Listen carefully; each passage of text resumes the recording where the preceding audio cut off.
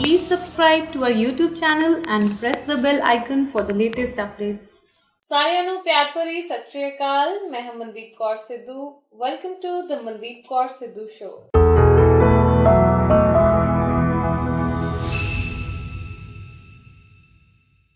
ਅੱਜ ਸਾਡੇ ਨਾਲ ਮੌਜੂਦ ਨੇ Nidhi Adlakha. She is a very good friend of mine ਤੇ ਅੱਜ ਅਸੀਂ ਸਪੈਸ਼ਲੀ ਗੱਲ ਕਰਾਂਗੇ ਐਨੀਮਲਸ ਦੇ ਬਾਰੇ, ਉਹਨਾਂ ਦੇ ਰੈਸਕਿਊ ਬਾਰੇ, ਉਹਨਾਂ ਦੀ ਕੇਅਰ ਦੇ ਬਾਰੇ। ਤੇ ਬਹੁਤ ਸਾਰੇ ਲੋਕ ਮੈਨੂੰ ਪਤਾ ਹੈ ਕਿ ਦੇ ਲਵ देयर ਪੈਟਸ ਤੇ ਅੱਜ ਉਹਨਾਂ ਨਾਲ ਅਸੀਂ ਕੁਐਸਚਨਸ ਕਰਾਂਗੇ ਕਈ ਤਰ੍ਹਾਂ ਦੇ। I hope ਕਿ we could answer some of the questions ਜੋ ਤੁਹਾਡੇ ਮਨ ਦੇ ਵਿੱਚ ਹੋਣ। Nidhi ji, welcome to the show. Thank you. So ਸਭ ਤੋਂ ਪਹਿਲਾਂ ਅਸੀਂ ਗੱਲ ਕਰਾਂਗੇ Voice of Animals. It's one of the very famous NGO ਮੈਂ ਕਹਾਂਗੀ ਸਾਡੇ ਰੀਜਨ ਦੇ ਵਿੱਚ। ਇੱਕ ਵਧੀਆ ਆਰਗੇਨਾਈਜੇਸ਼ਨ ਆ, ਤੁਹਾਨੂੰ ਬਹੁਤ ਜ਼ਿਆਦਾ ਦੇਖੀਦਾ ਹੈ ਸੋਸ਼ਲ ਮੀਡੀਆ ਤੇ।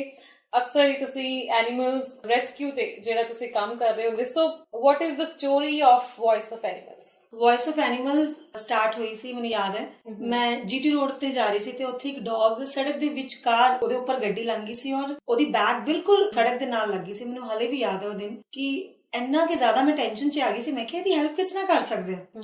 ਮੈਂ ਕਾਫੀ ਸਾਰੀ ਸਰਚ ਕੀਤੀਆਂ, ਕਾਲਸ ਕੀਤੀਆਂ, ਉੱਥੇ ਸੋਸ਼ਲ ਮੀਡੀਆ ਪਲੇਟਫਾਰਮਸ 'ਚ ਮੈਂ ਲਾਈਵ ਹੋ ਕੇ ਮੈਂ ਰਿਕੁਐਸਟ ਕੀਤੀ ਕਿ ਪਲੀਜ਼ ਹੈਲਪ ਕਰੋ। ਮੈਨੂੰ ਹਾਲੇ ਵੀ ਯਾਦ ਹੈ ਕਿਸੇ ਨੇ ਸ਼ਾਇਦ ਅਪਰੂਵ ਵੀ ਨਹੀਂ ਕੀਤੀ। ਕਈ ਐਸੇ ਸੋਸ਼ਲ ਪਲੇਟਫਾਰਮ ਸੀ ਅੰਮ੍ਰਿਤਸਰ ਦੇ ਜਿੱਥੇ ਉਹ ਅਪਰੂਵ ਵੀ ਨਹੀਂ ਹੋਈ ਔਰ ਮੈਨੂੰ ਬੜਾ ਦੁੱਖ ਲੱਗਾ ਔਰ ਬੜੀ ਮੁਸ਼ਕਿਲ ਨਾਲ ਚਲੋ ਮੈਂ ਰੈਸਕਿਊ ਕੀਤਾ, ਕਿਉਂਕਿ ਮੈਂ ਮੰਨਦੀ ਹਾਂ ਕਿ ਜੇ ਪਰਮਾਤਮਾ ਨੇ ਤੁਹਾਨੂੰ ਚੁਣ ਲਿਆ ਨਾ ਜਾਂ ਕੋਈ ਦੁੱਖ ਦਿਖਾ ਦਿੱਤਾ ਤੇ ਤੁਸੀਂ ਉਹ ਇੱਕ ਹੈਗੇ ਹੋ ਕਿ ਪਰਮਾਤਮਾ ਨੇ ਤੁਹਾਡੇ ਅੰਦਰ ਸ਼ਕਤੀ ਵੀ ਪਾ ਦੇਣੀ ਹੈ ਕਿ ਤੁਸੀਂ ਉਹਨੂੰ ਸੋਲਵ ਵੀ ਕਰ ਸਕਦੇ ਹੋ, ਕਿਉਂਕਿ ਉਹਨੇ ਚੁਣਿਆ ਤੁਹਾਨੂੰ। ਤੇ ਚਲੋ ਉਹ ਡੈਥ ਹੋ ਗਈ ਸੀ, ਉਹਦੀ ਕ੍ਰਿਮੇਸ਼ਨ ਅਸੀਂ ਬੜੀ ਵਧੀਆ ਤਰੀਕੇ ਨਾਲ ਕਰ ਦਿੱਤੀ, ਸਭ ਕੁਝ ਬੜਾ ਅੱਛਾ ਹੋ ਗਿਆ। ਲੇਕਿਨ ਮੈਂ ਉਸ ਦਿਨ ਕਸਮ ਖਾ ਲਈ ਕਿ ਏਦਾਂ ਨਹੀਂ, ਆਪਣਾ ਇੱਕ ਐਨੀਮਲਸ ਦਾ ਵੀ ਇੱਕ ਪਲੇਟਫਾਰਮ ਬਣਾਉਣਾ ਹੈ। ਕੁਛ ਨਾ ਸੀ, ਵੌਇਸ ਜ਼ਰੂਰ ਬਣਨਾ। ਤਾਂ ਉੱਥੋਂ ਵੌਇਸ ਆਫ ਐਨੀਮਲ ਸਟਾਰਟ ਹੋਇਆ। Okay, nice, very very nice. Lockdown ਦੀ ਗੱਲ ਕਰੀਏ, ਮੈਨੂੰ ਤੇ ਖੁਦ ਬੜੀ ਘੱਟ ਨੌਲੇਜ ਹੈਗੀ ਹੈ ਵੈਸੇ, ਬਟ ਲਾਕਡਾਊਨ 'ਚ ਤੁਹਾਨੂੰ ਬਹੁਤ ਹੀ ਜ਼ਿਆਦਾ ਐਕਟਿਵ ਦੇਖਿਆ, right? You had volunteers also with you. ਕਿਸ ਤਰ੍ਹਾਂ? ਸਾਨੂੰ ਤਾਂ ਇਦਾਂ ਲੱਗਦਾ ਜਦੋਂ ਅਸੀਂ ਆਪਣੇ ਘਰ ਬੈਠੇ ਤੇ ਸਾਨੂੰ ਇਦਾਂ ਫੀਲ ਹੁੰਦਾ ਕਿ ਐਨੀਮਲਸ ਲਈ ਆਪਣੇ ਆਪ ਸਾਰਾ ਕੁਝ ਅਵੇਲੇਬਲ ਆ, but you were feeding them। ਸੋ ਇਹ ਕਿਉਂ ਜ਼ਰੂਰਤ ਹੈਗੀ ਹੈ ਕਿ ਅਸੀਂ ਖੁਦ ਜਾ ਕੇ ਡੌਗਸ ਨੂੰ ਫੀਡ ਕਰੀਏ? ਐਸਾ ਹੈ, ਇਨਸਾਨ ਨੂੰ ਪਰਮਾਤਮਾ ਨੇ ਬਹੁਤ ਕੁਝ ਦਿੱਤਾ ਹੈ। ਉਹਨੂੰ ਦਿਮਾਗ ਦਿੱਤਾ ਹੈ, ਉਹਨੂੰ ਆਪਣੀ ਫੈਮਿਲੀ ਨੂੰ ਅੱਗੇ ਕਿੱਦਾਂ ਚਲਾਉਣਾ ਹੈ ਉਹਦੀ ਸੂਝੀ ਦਿੱਤੀ। ਲੇਕਿਨ ਜਿਹੜੇ ਜਾਨਵਰ ਨੇ ਉਹ ਟੋਟਲੀ ਸਾਡੇ ਤੇ ਡਿਪੈਂਡੈਂਟ ਨੇ, ਕਿਉਂਕਿ ਜਿਹੜੇ ਜਾਨਵਰ ਹੈ ਉਹਨਾਂ ਨੇ ਕੋਈ ਐਸਾ ਫਿਕਸ ਨਹੀਂ ਹੈ ਕਿ ਉਹਨਾਂ ਨੇ ਉੱਠਣਾ ਹੈ ਜੀ ਔਰ ਸਵੇਰੇ ਜੌਬ ਤੇ ਜਾਣਾ ਹੈ, ਉਹਨਾਂ ਦੀ ਸੈਲਰੀਜ਼ ਲੱਗਣੀ ਹੈ, ਉਹਨਾਂ ਨੂੰ ਪਤਾ ਕਿ ਮੈਂ ਆਪਣੀ ਫੈਮਿਲੀ ਪਾਲਣੀ। ਨਥਿੰਗ। ਤੁਸੀਂ ਇੱਕ ਵਾਰੀ ਆਪਣੇ ਘਰ ਦੇ ਬਾਹਰ ਕਿਸੇ ਜਾਨਵਰ ਨੂੰ ਖਾਣਾ ਖਵਾ ਦਿੰਦੇ ਹੋ, ਉਹਨੂੰ ਦੇਖਦੇ ਦੇਖਦੇ 2 3 4 ਜਾਨਵਰ, ਉਹਨਾਂ ਨੂੰ ਪਤਾ ਲੱਗ ਜਾਂਦਾ ਕਿ ਇਹ ਐਨੀਮਲ ਲਵਰ ਹੈਗਾ ਜੀ, ਇੱਥੋਂ ਰੋਟੀ ਮਿਲਣੀ। ਇਹੀ ਉਹਨਾਂ ਦੀ ਜੀਵਨ ਚਰਿਆ। ਤੇ ਜੇ ਅਸੀਂ ਉਹਨਾਂ ਦੀ ਸੇਵਾ ਨਹੀਂ ਕੀਤੀ ਤੇ ਫਿਰ ਉਹਨਾਂ ਨੂੰ ਕੁਝ ਵੀ ਨਹੀਂ ਮਿਲ ਸਕਦਾ, ਉਹ ਕੁਝ ਨਹੀਂ ਕਰ ਸਕਦੇ। ਈਵਨ ਸਾਡੇ ਜਿਹੜੇ ਧਾਰਮਿਕ ਗ੍ਰੰਥ ਨੇ, ਜਾਂ ਤੁਸੀਂ ਕਹਿ ਲਓ ਕਿ ਜੇ ਪੰਡਤ ਕੋਲ ਕੋਈ ਜਾਂਦਾ ਹੈ ਤੇ ਪੰਡਤ ਕੀ ਉਪਾਅ ਕਹਿੰਦਾ ਜੀ, ਆਪਣੇ ਘਰ ਦੇ ਬਾਹਰ ਜਿਹੜਾ ਕੁੱਤਾ ਹੋਏਗਾ, ਜਾਂ ਕਾਲਾ ਕੁੱਤਾ ਜਾਂ ਭੂਰਾ ਕੁੱਤਾ, ਉਹਨੂੰ ਰੋਟੀ ਖਵਾਓ, ਜਿਹੜਾ ਇੱਕ ਫਲਾਣੇ ਪੇੜ ਨੂੰ ਜਾ ਕੇ ਪਾਣੀ ਪਾਓ। ਇਹਦਾ ਕੀ ਮਤਲਬ ਹੈ ਕਿ ਇਨਸਾਨ ਨੇ ਪ੍ਰਕਿਰਤੀ ਦੀ ਵੀ ਸੇਵਾ ਕਰਨੀ ਹੈ। ਪ੍ਰਕਿਰਤੀ ਜਿਹੜੀ ਇਨਸਾਨ ਉੱਤੇ ਡਿਪੈਂਡੈਂਟ ਹੈ। ਐਵੇਂ ਨਹੀਂ ਕਿਹਾ ਕਿੰਨੀਆਂ ਕਰੋੜੋ ਜੀਵਾਂ ਸਾਨੂੰ ਮਿਲਦੀਆਂ, 80,84,00,000 ਯੂਨੀਆਂ ਹੁੰਦੀਆਂ, ਉਸ ਤੋਂ ਬਾਅਦ ਇਨਸਾਨ ਜੋ ਨਹੀਂ ਮਿਲਦੀ ਹੈ। ਔਰ ਪਰਮਾਤਮਾ ਵੀ ਜੇ ਇਸ ਧਰਤੀ 'ਚ ਆਉਂਦਾ ਹੈ, ਉਹ ਕਹਿੰਦੇ ਕਿ ਉਹ ਵੀ ਇਨਸਾਨ ਦੀ ਹੈਲਪ ਲੈਂਦਾ। ਜੋ ਵੀ ਉਹ ਚੇਂਜ ਚਾਹੁੰਦਾ ਹੈ ਸੋਸਾਇਟੀ ਦੇ ਵਿੱਚ, ਉਹ ਵੀ ਇਨਸਾਨ ਦੀ ਹੈਲਪ ਲੈਂਦਾ। ਤੇ ਇਹ ਪ੍ਰਕਿਰਤੀ ਲਈ ਵੀ ਅਸੀਂ ਬਣੇ ਹੋਏ ਹਾਂ, ਅਸੀਂ ਹੀ ਇਹਦੀ ਹੈਲਪ ਕਰਨੀ ਹੈ। ਸੋ ਜਿਹੜੇ ਐਨੀਮਲਸ ਨੇ ਉਹ ਟੋਟਲੀ ਸਾਡੇ ਤੇ ਡਿਪੈਂਡੈਂਟ ਨੇ। ਅਸੀਂ ਇਹਨਾਂ ਨੂੰ ਕਦੀ ਏਦਾਂ ਨਹੀਂ ਕਹਿ ਸਕਦੇ ਕਿ ਹਾਂਜੀ ਜੀ ਆਪੇ ਰੋਟੀ ਮਿਲ ਜਾਂਦੀ ਹੈ। ਪਰਮਾਤਮਾ ਨੇ ਲਿਖਿਆ, ਲੇਕਿਨ ਸਾਡੇ ਥਰੂ ਲਿਖੀ ਇਹਨਾਂ ਦੀ ਰੋਟੀ। Right right. ਅੱਛਾ, ਸੋ ਮੇਰਾ ਇੱਕ ਫਨੀ ਕੁਐਸਚਨ ਹੈ, ਮੈਂ ਇਹ ਪੁੱਛਣਾ ਚਾਹਨੀ ਕਿ ਇਨਸਾਨ ਨੇ ਜਾਨਵਰਾਂ ਦੀ ਜਗ੍ਹਾ ਲਈ ਕਿ ਜਾਨਵਰਾਂ ਨੇ ਇਨਸਾਨ ਦੀ? ਕਿਉਂਕਿ ਅਕਸਰ ਲੋਕ ਕੰਪਲੇਨ ਕਰਦੇ ਕਿ ਸਾਡੀ ਗਲੀ 'ਚ ਬਹੁਤ ਕੁੱਤੇ ਨੇ। ਬਹੁਤ, ਮੈਂ ਕਹਿੰਦੀ ਹਾਂ ਬਹੁਤ ਹੀ ਵਧੀਆ ਕੁਐਸਚਨ। ਔਰ ਇਹ ਕੁਐਸਚਨ ਹਰ ਕੋਈ ਏਦਾਂ ਹੀ ਸੋਚਦਾ ਹੈ। ਐਕਚੁਅਲੀ ਅਸੀਂ ਜਾਨਵਰਾਂ ਦੀ ਜਗ੍ਹਾ ਲਿੱਤੀ ਹੈ, ਜਾਨਵਰਾਂ ਨੇ ਸਾਡੀ ਜਗ੍ਹਾ ਨਹੀਂ ਲਿੱਤੀ। ਹੁਣ ਜਾਨਵਰਾਂ ਦੇ ਕੋਲ ਕੋਈ ਰਜਿਸਟਰੀ ਤਾਂ ਹੈ ਨਹੀਂ ਕਿ ਮੇਰੀ ਜਗ੍ਹਾ ਹੈ ਜੀ, ਤੁਸੀਂ ਇੱਥੇ ਨਹੀਂ ਆ ਸਕਦੇ। ਅਸੀਂ ਕਿਤੇ ਵੀ ਸਾਡਾ ਮਨ ਕਰਦਾ, ਇਨਸਾਨ ਕੀ ਕਰਦਾ ਹੈ, ਚਲੋ ਜੀ ਇਹ ਜਗ੍ਹਾ ਮੈਂ ਦੇਖ ਲਈ ਹੈ, ਇੱਥੇ ਪੇੜ ਕੱਟਣੇ। ਉਹ ਪੇੜ ਤਾਂ ਤੁਸੀਂ ਕੱਟਦੇ, ਲੇਕਿਨ ਪੇੜ ਦੇ ਉੱਤੇ ਕਿੰਨੇ ਜੀਵ ਰਹਿੰਦੇ ਤੁਸੀਂ ਉਹਨਾਂ ਬਾਰੇ ਸੋਚਿਆ? ਨਹੀਂ ਸੋਚਿਆ। ਮੇਰੀ ਜਿਹੜੀ ਨਾਨੀ ਦਾ ਘਰ ਹੈ, ਮੈਨੂੰ ਅੱਜ ਵੀ ਯਾਦ ਹੈ, ਉਹ ਘਰ ਘੱਟੋ ਘੱਟ ਨਹੀਂ 150 ਸਾਲ ਪੁਰਾਣਾ ਹੋਏਗਾ, ਮਤਲਬ ਪੂਰਵਜਾਂ ਦਾ ਘਰ ਸਾਡਾ। ਤੇ ਮੈਨੂੰ ਯਾਦ ਹੈ 150 ਸਾਲ ਪਹਿਲੇ ਘਰ ਦੇ ਵਿੱਚ ਉੱਥੇ ਚਿੜੀਆਂ ਦੇ ਵਾਸਤੇ, ਪੰਛੀਆਂ ਵਾਸਤੇ ਘੋਂਸਲੇ, ਮਤਲਬ ਇੱਕ ਜਗ੍ਹਾ ਬਣਾਈ ਹੁੰਦੀ ਸੀ, ਖਿੜਕੀਆਂ ਟਾਈਪ ਨਾ, ਘਰ ਦੇ ਬਾਹਰ ਹੀ ਨਜ਼ਰ ਆਉਂਦੀਆਂ ਸੀ ਕਿ ਇਹ ਏਦਾਂ ਮਤਲਬ ਜਗ੍ਹਾ ਬਣੀ ਹੈ ਸਪੈਸ਼ਲ ਪੰਛੀਆਂ ਵਾਸਤੇ। ਉਸ ਟਾਈਮ ਦੇ ਵਿੱਚ ਵੀ ਦੇਖੋ 150 ਸਾਲ ਪਹਿਲੇ ਵੀ ਉਹਨਾਂ ਨੇ ਜਦੋਂ ਘਰ ਬਣਾਇਆ, ਉਹਨਾਂ ਨੇ ਕਿਹਾ ਅਸੀਂ ਜੇ ਜਗ੍ਹਾ ਲਿੱਤੀ ਹੈ ਤੇ ਇੱਥੇ ਪੰਛੀਆਂ ਦੀ ਜਗ੍ਹਾ ਵੀ ਅਸੀਂ ਰੱਖਣੀ। ਤੇ ਇਹ ਕਿੰਨੇ ਅੱਛੇ ਸਾਡੇ ਸੰਸਕਾਰ, ਕਿੰਨੀ ਅੱਛੀ ਜਗ੍ਹਾ ਤੋਂ ਅਸੀਂ ਬਿਲੋਂਗ ਕਰਦੇ ਹਾਂ। ਸਾਡਾ ਸੱਭਿਆਚਾਰ ਇੰਨਾ ਅੱਛਾ ਹੈ, ਸਾਡੀ ਧਾਰਮਿਕ ਗ੍ਰੰਥ ਇੰਨੇ ਅੱਛੇ ਕਿ ਸਾਨੂੰ ਦੱਸਦੇ ਨੇ ਕਿ ਜਿਹੜੀ ਪ੍ਰਕਿਰਤੀ ਦੇ ਜੇ ਤੁਸੀਂ ਪਾਰਟ ਲੈਂਦੇ ਹੋ, ਉਹਨਾਂ ਦਾ ਕੋਈ ਹਿੱਸਾ ਲੈਂਦੇ ਹੋ, ਪ੍ਰਕਿਰਤੀ ਨੂੰ ਵੀ ਤੁਸੀਂ ਕੁਝ ਦੇਣਾ। ਅਸੀਂ ਉਹ ਚੀਜ਼ਾਂ ਭੁੱਲ ਗਏ, ਅਸੀਂ ਉਹਨਾਂ ਦੀ ਜਗ੍ਹਾ ਲਿੱਤੀ, ਜਾਨਵਰਾਂ ਨੇ ਸਾਡੀ ਜਗ੍ਹਾ ਨਹੀਂ ਲਿੱਤੀ।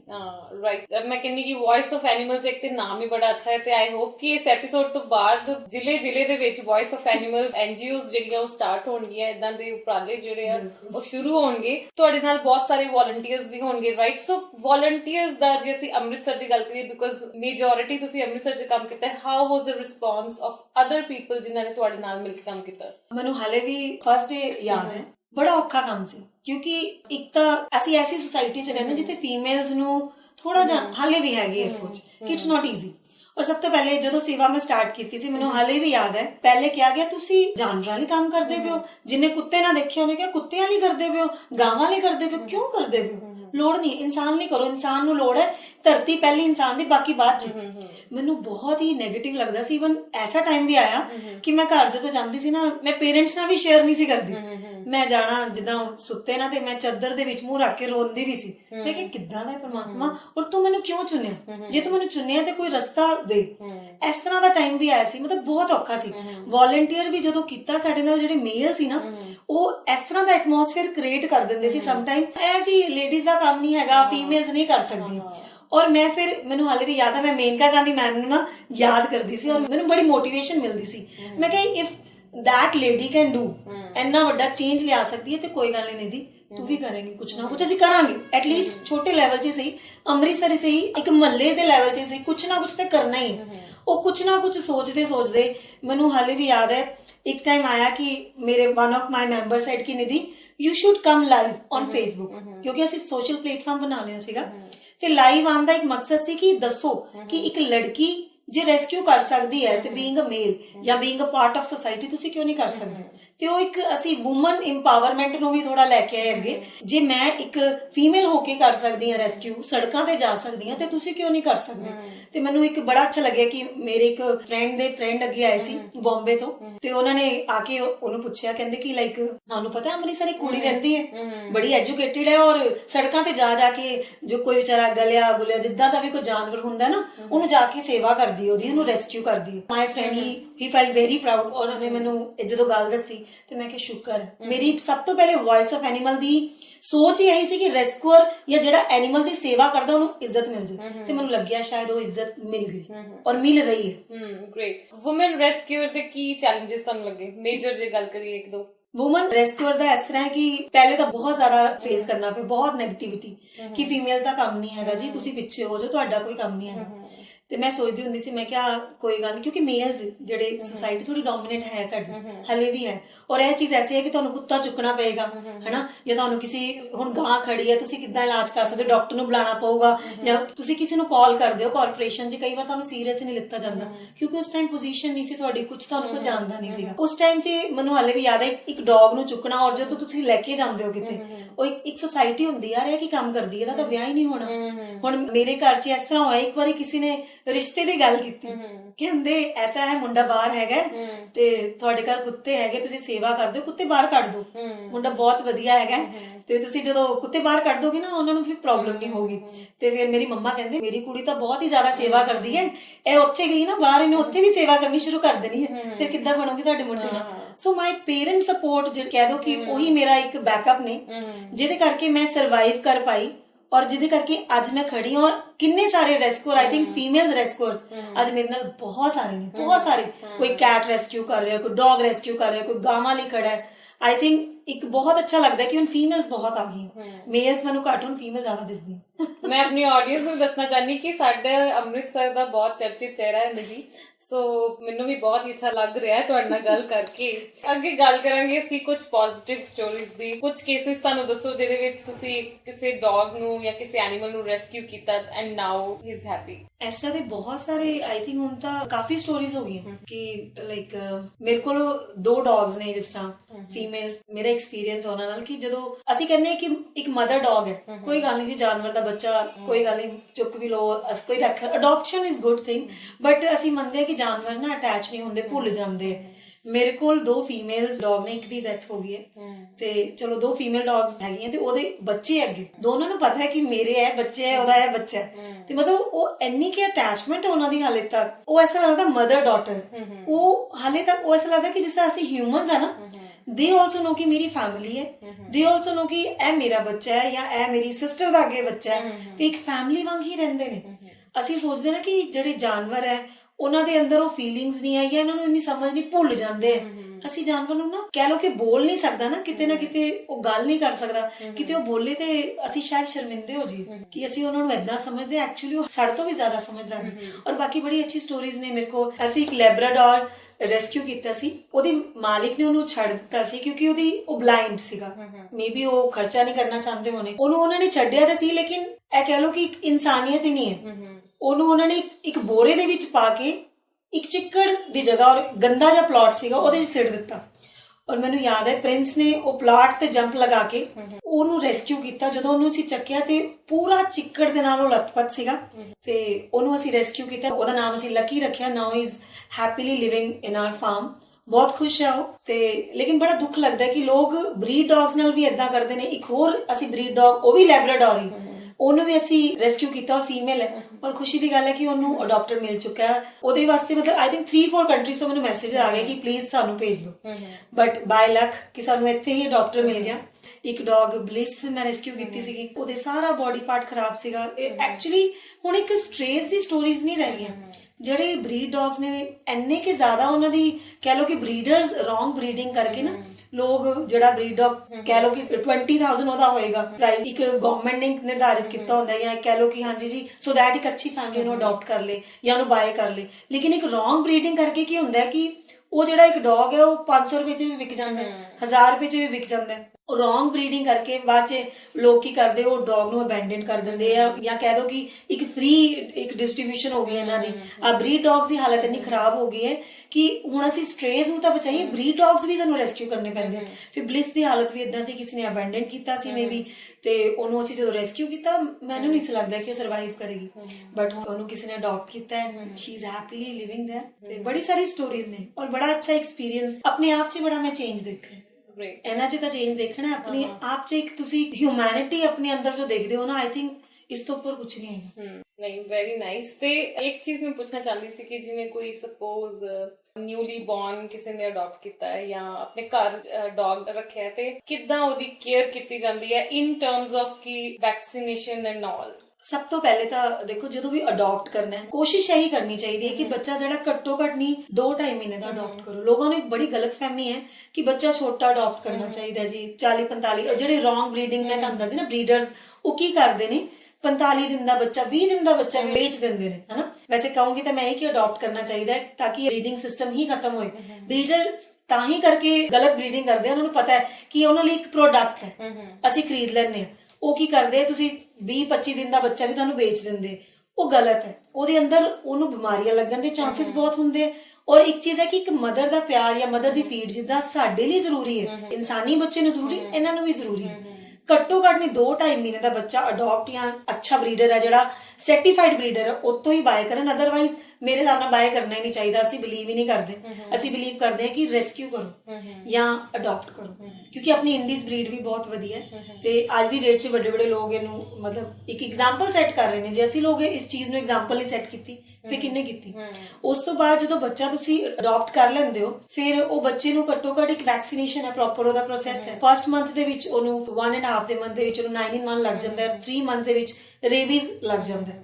ਉਹਦੇ ਨਾਲ ਇਸ ਤਰ੍ਹਾਂ ਕਿ ਇਹ 2 ਵੈਕਸੀਨੇਸ਼ਨ ਐਸੀਆਂ ਕਿ ਜਿਹੜੇ ਛੋਟੇ ਬੱਚੇ ਹੁੰਦੇ ਨੇ ਪਾਰਵੋ, ਡਿਸਟੈਂਪਰਸ, ਇਹ 2 ਐਸੀਆਂ ਬਿਮਾਰੀਆਂ ਕਿ ਇਹ ਜਾਨਲੇਵਾ ਖਤਮ ਵੀ ਕਰ ਸਕਦੀ ਹੈ ਇੱਕ ਪਪੀਜ਼ ਨੂੰ। ਤੇ ਇਸ ਲਈ ਬਹੁਤ ਜ਼ਰੂਰੀ ਹੈ ਇੱਕ ਵੈਕਸੀਨੇਸ਼ਨ ਪ੍ਰੋਪਰਲੀ ਔਰ ਪ੍ਰੋਪਰਲੀ ਅਡਾਪਸ਼ਨ ਪ੍ਰੋਸੈਸ, ਇਹ ਬਹੁਤ ਜ਼ਰੂਰੀ ਹੈ। ਇਸ ਲਈ ਮੈਂ ਇੱਕ ਰਿਕੁਐਸਟ ਕਰਾਂਗੀ 2.5 ਮਹੀਨੇ ਤੋਂ ਪਹਿਲੇ ਕੋਈ ਵੀ ਪਪੀ ਅਡਾਪਟ ਨਾ ਕੀਤਾ ਜਾਏ, ਆਪਣੀ ਮਦਰ ਤੋਂ ਦੂਰ ਨਾ ਕੀਤਾ ਜਾਏ ਅੰਟਿਲ ਅਨਲੈਸ ਜੋ ਪਪੀ ਅਨਾਥ ਹੋ ਗਿਆ ਜਾਂ ਅਬੈਂਡਨਡ ਹੈ। ਜਿਹੜੀ ਇੱਕ ਮੈਂਟੈਲਿਟੀ ਹੈ ਲੋਕਾਂ ਦੇ ਮਾਈਂਡ ਦੇ ਵਿੱਚ ਕਿ ਇੰਡੀਅਨ ਪੀਪਲ ਦੇ don't know how to handle such kind of dogs, ਉਹ ਅਸੀਂ ਚੇਂਜ ਕਰਾਂਗੇ। ਰਾਈਟ। ਕਿਤੇ ਨਾ ਕਿਤੇ ਮੈਨੂੰ ਇਦਾਂ ਲੱਗਦਾ ਕਿ ਇਹ ਇਸ ਕਰਕੇ ਹੁੰਦਾ ਹੈ ਬਿਕਾਜ਼ ਇੰਡੀਆ 'ਚ ਜ਼ਿਆਦਾ ਟ੍ਰੈਂਡ ਨਹੀਂ ਆ ਫ੍ਰੈਂਡਲੀ ਡੌਗ ਰੱਖਣ ਦਾ, ਜ਼ਿਆਦਾ ਸਿਕਿਉਰਿਟੀ ਪਰਪਸ ਜਾਂ ਇੱਕ ਵੈਸੇ ਹੀ ਡੌਗ ਰੱਖਣ ਦਾ ਟ੍ਰੈਂਡ ਆ। ਜਿੱਦਾਂ ਅਸੀਂ ਇੱਕ ਕੰਪੈਨੀਅਨਸ਼ਿਪ ਲਈ ਡੌਗ ਲੈਂਦੇ ਆ, ਉਹ ਸ਼ਾਇਦ ਮੈਜੋਰਿਟੀ ਦਾ ਨਹੀਂ ਹੈਗਾ ਮਾਈਂਡਸੈਟ। ਗੱਲ ਤਾਂ ਬਿਲਕੁਲ ਸਹੀ ਹੈ। ਅਸੀਂ ਐਕਚੁਅਲੀ ਉਹਨਾਂ ਨੂੰ ਯੂਜ਼ ਹੀ ਕਰਦੇ ਹਾਂ। ਅਸੀਂ ਇਹ ਨਹੀਂ ਦੇਖਦੇ ਕਿ ਉਹ ਇੱਕ ਸਰੀਰ ਹੈ ਜਿਹਦੇ ਅੰਦਰ ਇੱਕ ਆਤਮਾ ਹੈ, ਉਹਦੇ ਅੰਦਰ ਇੱਕ ਬਿਹੇਵੀਅਰ ਵੀ ਹੈ, ਇੱਕ ਇੱਛਾਵਾਂ ਵੀ ਹੈ, ਉਹਦੀ ਆਪਣੀ ਨੀਡਸ ਵੀ ਹੈ, ਸਾਨੂੰ ਫੁਲਫਿਲ ਕਰਨੀਆਂ। ਨੋ ਡਾਊਟ ਬੜੇ ਲੋਕ ਆਪਣਾ ਉਹ ਡੌਗਸ ਬਾਏ ਕਰਦੇ ਔਰ ਉਹਨੂੰ ਬਾਹਰ ਬੰਨ ਦਿੱਤਾ ਹੈ ਨਾ, ਲੇਕਿਨ ਆਈ ਥਿੰਕ ਉਹ ਪੁਰਾਣੀ ਸੋਚ ਹੋ ਗਈ ਹੈ। ਹੁਣ ਜਿਹੜੀ ਨਵੀਂ ਜਨਰੇਸ਼ਨ ਆ ਰਹੀ ਹੈ, we are also part of new generation, that is why we are working for animals। ਔਰ ਇਹ ਬੜਾ ਔਖਾ ਸੀ ਜਦੋਂ ਸਟਾਰਟ ਕੀਤਾ, ਬਟ ਹੁਣ ਕਾਫੀ ਸਾਰੇ ਲੋਕ ਜੁੜ ਚੁੱਕੇ। ਲੇਕਿਨ ਜਿਹੜੀ ਹੁਣ ਦੀ ਜਨਰੇਸ਼ਨ ਹੈ, ਮੈਨੂੰ ਨਹੀਂ ਲੱਗਦਾ ਕਿ ਆਉਣ ਵਾਲੀ ਜਨਰੇਸ਼ਨ ਇਸ ਚੀਜ਼ ਨੂੰ ਟੋਲਰੇਟ ਕਰੇਗੀ। ਹੁਣ ਸਿਰਫ ਐਨੀਮਲਸ ਇਸ ਲਈ ਨਹੀਂ ਰੱਖੇ ਜਾਂਦੇ ਆ ਇੱਕ ਸਿਕਿਉਰਿਟੀ ਪਰਪਸ। ਆਉਣ ਵਾਲਾ ਟਾਈਮ ਜਿਹੜਾ ਹੁਣ ਦੀ ਜਨਰੇਸ਼ਨ ਹੈ, ਜਿਹੜੇ ਮੈਂ ਦੇਖਿਆ ਜੋ ਬੱਚਿਆਂ ਦੇ ਵਿੱਚ ਇੱਕ ਜੋਸ਼ ਹੈ ਨਾ ਕਿ ਮੈਂ ਐਨੀਮਲਸ ਨੂੰ ਰੈਸਕਿਊ ਕਰਨਾ ਹੈ ਜਾਂ ਮੈਂ ਕੋਈ ਅਡਾਪਟ ਕਰਨਾ ਹੈ, ਉਹਨਾਂ ਨੂੰ ਪਤਾ ਹੈ ਕਿ ਮੈਂ ਇੱਕ ਕੰਪੈਨੀਅਨ ਲੈਣਾ ਹੈ, ਅਡਾਪਟ ਵੀ ਕਰਨਾ, ਮੈਂ ਇੱਕ ਕੰਪੈਨੀਅਨਸ਼ਿਪ ਕਰਨੀ ਹੈ ਮੈਂ ਉਹਦੇ ਨਾਲ।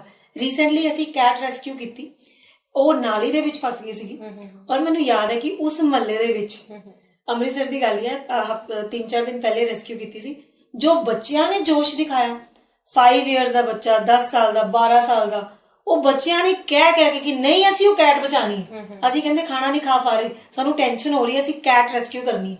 ਉੱਥੇ ਆਈ ਥਿੰਕ ਕੋਈ ਬਜ਼ੁਰਗ ਸੀਗੇ, ਉਹ ਕਹਿੰਦੇ ਕੋਈ ਗੱਲ ਨਹੀਂ, ਜੇ ਫਸ ਵੀ ਗਈ ਤੇ ਕੋਈ ਗੱਲ ਨਹੀਂ, ਲੇਕਿਨ ਬੱਚੇ ਕਹਿੰਦੇ no we will not tolerate. That is a positive sign. Yes, ਹੁਣ ਚੇਂਜ ਆ ਰਹੀ। ਸੋ ਬਹੁਤ ਸਾਰੇ ਲੋਕ ਹੁੰਦੇ ਜਿਹੜੇ ਐਨਜੀਓਜ਼ ਦੇ ਵਿੱਚ ਜਾ ਕੇ ਆਪਣੇ ਬਰਥਡੇਜ਼, ਆਪਣੀ ਐਨੀਵਰਸਰੀਜ਼ ਜਿਹੜੀਆਂ ਉਹ ਸੈਲੀਬ੍ਰੇਟ ਕਰਦੇ ਨੇ। So what people can do for along with animals?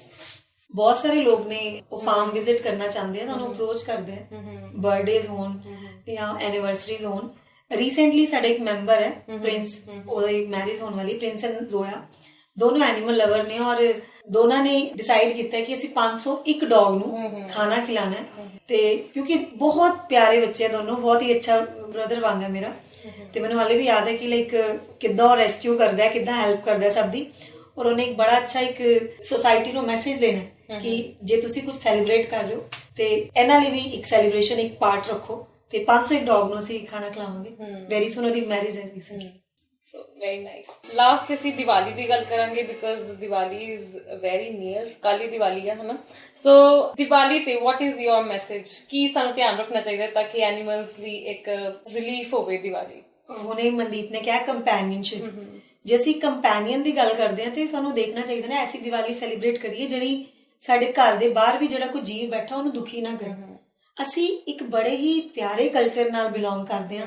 ਸਾਡਾ ਦਿਨ ਜਿਹੜਾ ਨਾ ਉਹ ਪਰਮਾਤਮਾ ਦੇ ਨਾਮ ਤੋਂ ਸ਼ੁਰੂ ਹੁੰਦਾ ਹੈ ਔਰ ਪਰਮਾਤਮਾ ਦਾ ਨਾਮ ਕੀ? ਸਰਬਤ ਦਾ ਭਲਾ। ਜੇ ਅਸੀਂ ਇਹਨੂੰ ਹੀ ਭੁੱਲ ਗਏ ਫਿਰ ਅਸੀਂ ਇਨਸਾਨ ਕਿੱਥੋਂ ਹੋਏ? ਅਸੀਂ ਤਾਂ ਕਿਸੇ ਦੇ ਵੀ ਸੱਚੇ ਨਹੀਂ ਹੋਏ, ਅਸੀਂ ਉਸ ਪਰਮਾਤਮਾ ਦੇ ਵੀ ਸੱਚੇ ਨਹੀਂ ਹੋਏ, ਅਸੀਂ ਖੁਦ ਦੇ ਸੱਚੇ ਵੀ ਨਹੀਂ ਹੋਏ, ਅਸੀਂ ਇਸ ਆਪਣਾ ਜਿਹੜਾ ਦੁਨੀਆ ਦਾ ਲਾਅ ਉਹਦੇ ਵੀ ਸੱਚੇ ਨਹੀਂ ਹੋਏ, ਹੈ ਨਾ।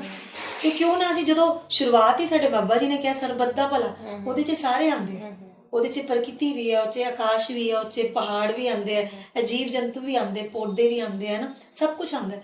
ਤੇ ਕਿਉਂ ਨਾ ਐਸੀ ਦੀਵਾਲੀ ਮਨਾਈ ਜਾਏ। ਨੋ ਡਾਊਟ ਅਸੀਂ ਕੁਝ ਸੈਲੀਬ੍ਰੇਟ ਕਰਦੇ ਹਾਂ, ਕੁਝ ਹੱਦ ਤੱਕ ਐਸਾ ਕਰੀਏ ਕਿ ਜਿੱਦਾਂ ਕੋਈ ਪਟਾਕੇ ਤੁਸੀਂ ਫੋੜ ਰਹੇ ਹੋ, ਤੁਹਾਡਾ ਜਿਹੜਾ ਬਾਹਰ ਡੌਗ ਹੈ ਉਹਨੂੰ ਇੰਨੀ ਕਿ ਡਿਸਟਰਬੈਂਸ ਹੋ ਜਾਂਦੀ ਹੈ, ਉਹਨੂੰ 100 ਟਾਈਮ ਜ਼ਿਆਦਾ ਆਵਾਜ਼ ਆਉਂਦੀ ਹੈ ਪਟਾਕਿਆਂ ਦੀ। ਕੁਝ ਡੌਗਸ ਇੰਨੇ ਕਿ ਡਿਸਟਰਬ ਹੋ ਜਾਂਦੇ ਆ ਕਿ ਤੁਸੀਂ ਇਮੇਜਿਨ ਵੀ ਨਹੀਂ ਕਰ ਸਕਦੇ ਕਿ ਉਹ ਰੀਲੋਕੇਟ ਵੀ ਹੋ ਜਾਂਦੇ, ਆਪਣੀ ਜਗ੍ਹਾ ਦੂਸਰੀ ਜਗ੍ਹਾ ਪਹੁੰਚ ਜਾਂਦੇ, ਜਿਸ ਕਰਕੇ ਕੀ ਹੁੰਦਾ ਹੈ ਕਿ ਉਹਨਾਂ ਦੇ ਦੂਸਰੇ ਡੌਗਸ ਨਾਲ ਫਾਈਟ ਹੋ ਸਕਦੀ ਹੈ ਕਿਉਂਕਿ ਉਹ ਆਪਣੇ ਆਪ ਨਾਲ ਇਲਾਜ ਨਹੀਂ ਕਰ ਸਕਦੇ, ਹੈ ਨਾ। ਅਸੀਂ ਉਹਨਾਂ ਨੂੰ ਦੇਖਣਾ ਤੇ ਕਿਉਂ ਨਾ ਅਸੀਂ ਇਸ ਚੀਜ਼ ਨੂੰ ਯਾਦ ਰੱਖੀਏ ਕਿ ਸਾਡੇ ਬਾਬਾ ਜੀ ਨੇ ਸਾਨੂੰ ਕਿਹਾ ਕਿ ਸਭ ਦਾ ਅਸੀਂ ਸੋਚਣਾ, ਤੇ ਜਦੋਂ ਅਸੀਂ ਇਹ ਸੋਚਾਂਗੇ ਇਸੇ ਤਰ੍ਹਾਂ ਹੀ ਪ੍ਰਕਿਰਤੀ ਦੀ ਡਿਵੈਲਪਮੈਂਟ ਵੀ ਹੋ ਸਕਦੀ। ਤੇ ਆਈ ਥਿੰਕ ਦੀਵਾਲੀ ਇਹੀ ਹੈ ਕਿ ਅਸੀਂ ਸਭ ਦਾ ਸੋਚਣਾ। ਆਪਣੇ ਘਰ ਦੇ ਬਾਹਰ ਦੀਵਾ ਜਗਾਓ, ਠੀਕ ਹੈ, ਫੁੱਲ ਜੜੀ ਜਲਾਣੀ ਚਲਾਓ, ਲੇਕਿਨ ਇੱਕ ਐਸੇ ਦਾਇਰੇ ਦੇ ਵਿੱਚ, ਜਾਂ ਉਹਨੂੰ ਜਦੋਂ ਜਲਾ ਕੇ ਤੁਸੀਂ ਸੁੱਟਣੀ ਹੈ ਐਦਾਂ ਰੱਖੋ ਕਿਸੇ ਜਾਨਵਰ ਨੂੰ ਹਰਟ ਨਾ ਕਰੇ। ਜਾਂ ਤੁਸੀਂ ਪਟਾਕੇ ਚਲਾ ਰਹੇ ਹੋ, ਕੋਈ ਐਦਾਂ ਨਹੀਂ ਕਿ ਜਾਨਵਰ ਬੈਠਾ ਹੈ ਹਨਾ ਉਹਦੇ ਸਾਹਮਣੇ ਜਾਂ ਉਹਦੇ ਉੱਤੇ ਚਲਾਤਾ ਤੁਸੀਂ, ਕਈ ਐਸੇ ਕੇਸਿਸ ਆਉਂਦੇ। ਸੋ ਪਲੀਜ਼ ਐਦਾਂ ਦੀ ਚੀਜ਼ਾਂ ਨਾ ਕਰੋ। ਵੈਸੇ ਤਾਂ ਅਸੀਂ ਤਾਂ ਪਟਾਕੇ ਚਲਾਉਂਦੇ ਨਹੀਂ ਕਿਉਂਕਿ ਅਸੀਂ ਇਕੋ ਫਰੈਂਡਲੀ ਕਹਿ ਲਓ ਕਿ ਹਾਂ ਅਸੀਂ ਉਸ ਦਿਨ ਅਸੀਂ ਅੱਛਾ ਕੰਮ ਇਹ ਕਰਦੇ ਕਿ ਹਾਂਜੀ ਜੀ ਮੈਂ ਆਪਣੇ ਜਿਹੜੇ ਡੌਗਸ ਨੇ ਮੈਂ ਉਹਨਾਂ ਨੂੰ ਐਸੀ ਕੋਈ ਅਸੀਂ ਘਰ ਹੀ ਮਿਠਾਈ ਬਣਾ ਲੈਂਦੇ ਜਿਸ 'ਚ ਘੱਟ ਮਿੱਠਾ ਹੋਏ, ਸੋ ਦੈਟ ਕਿ ਉਹਨਾਂ ਨੂੰ ਸੈਲੀਬ੍ਰੇਸ਼ਨ ਕਰ ਦਿੱਤਾ। ਜਿਹੜੀ ਪੂਜਾ ਉਸ ਤੋਂ ਬਾਅਦ ਅਸੀਂ ਥੋੜਾ ਸਭ ਨੂੰ ਕਹਿ ਲਓ ਕਿ ਹਾਂ ਜਿਹੜੇ ਆਸ-ਪਾਸ ਜਿਹੜੇ ਬੱਚੇ ਹੈ ਸਾਡੇ ਲਈ ਬੱਚੇ ਹੀ, ਅਸੀਂ ਉਹਨਾਂ ਨੂੰ ਕਿੱਦਾਂ ਸੈਲੀਬ੍ਰੇਟ ਕਰਨਾ। ਸੋ ਮੇਰੀ ਰਿਕੁਐਸਟ ਹੈ ਕਿ ਪਲੀਜ਼, ਇਹ ਬੱਚਿਆਂ ਨੂੰ ਨਹੀਂ ਪਤਾ ਕਿ ਅਸੀਂ ਸੈਲੀਬ੍ਰੇਸ਼ਨ ਕਰ ਰਹੇ ਹਾਂ, ਇਹਨਾਂ ਲਈ ਉਹ ਚੀਜ਼ ਤਕਲੀਫ ਦੀ ਹੈ। ਸੋ ਪਲੀਜ਼ ਸਰਬਤ ਦਾ ਭਲਾ ਅਸੀਂ ਕਦੀ ਨਾ ਭੁੱਲੀਏ। Thank you so much Nidhi for being on the show. Thank you Mandeep. Mandeep और मैं बहुत अच्छे फ्रेंड्स भी हैं और मैं तारीफ करना चाहूंगी मनदीप दी की एज अ फीमेल, और मैं इस चीज तो खुद गुजरी हाँ कि it's not easy to survive in the society, और बड़ा अच्छा एक मुकाम मनदीप ने पाया है। और बीइंग अ फीमेल जो ये काम कर रहे हैं और being a part of this society जो इन्होंने एक काबिलियत अपनी दसी है पूरे समाज च, मैं इन्होंने ब्लैसिंग देवांगी और की परमात्मा करे होर चढ़दी कला च रहना हमेशा। और बाकी जिद्दां ये काम करते हैं, जिद्दां सेवा करते हैं, इदां ही करते रहन। बाकी एक चीज जरूर है कि जो एक फीमेल ਨੂੰ सपोर्ट करना शुरू कर दिंदी है उस दिन समाज की तरक्की शुरू हो जाती है। और आई थिंक आज एग्जाम्पल है। Thank you ji, thank you so much and I hope कि साडी ऑडियंस ਨੂੰ ਅੱਜ ਦਾ ਸ਼ੋ ਬਹੁਤ ਅੱਛਾ ਲੱਗਾ ਹੋਵੇਗਾ। ਇਸ ਵਾਰ ਮੈਂ ਉਮੀਦ ਕਰਦੀ ਕਿ ਸਾਡੇ ਜਿਹੜੇ ਪੰਜਾਬ ਦੇ ਐਨੀਮਲ ਲਵਰਸ ਨੇ ਜਿਨ੍ਹਾਂ ਨੂੰ ਵਾਕਈ ਜੀਵ ਜੰਤੂਆਂ ਜਾਨਵਰਾਂ ਨਾਲ ਪਿਆਰ ਹੈ, ਡੈਫੀਨੇਟਲੀ ਤੁਸੀਂ ਨਿਧੀ ਵਰਗੇ ਜਿਹੜੇ ਐਕਟਿਵ ਲੀਡਰਸ ਨੇ ਮੈਂ ਕਹਾਂਗੀ ਜਾਂ ਐਕਟਿਵ ਮੈਂਬਰਸ ਨੇ ਉਹਨਾਂ ਦੇ ਨਾਲ ਮਿਲ ਕੇ ਹੋਰ ਵੀ ਜਿਹੜਾ ਉਹ ਅੱਛਾ ਕੰਮ ਕਰੋ।